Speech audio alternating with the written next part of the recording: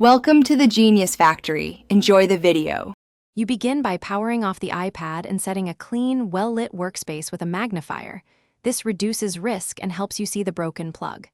Next, secure tools, thin curved tweezers, a small flat pick or SIM eject tool, and a loop of dental floss or braided thread for extraction. You want steady hands, brace your wrist on the table, and angle the iPad so the port faces you. Once done, confirm the broken piece is not moving freely before you try to extract it. Now you carefully free the fragment by inserting a thin pick alongside it. Push outward, not deeper, to unseat the stuck end. Once an edge is accessible, guide a loop of dental floss or braided thread around the piece. Use a pick to help thread it under the jagged metal. Pull the loop snug so it grips, then with a steady, slow motion, pull the fragment straight out toward the port opening. Make sure to avoid twisting hard. Gentle, steady pressure prevents internal damage.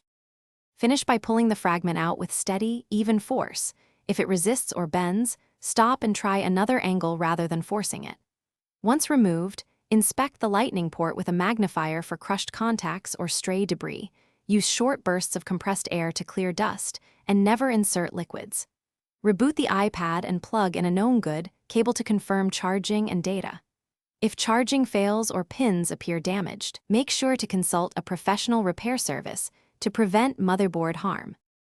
Thanks for watching. If you found this helpful, don't forget to like and subscribe.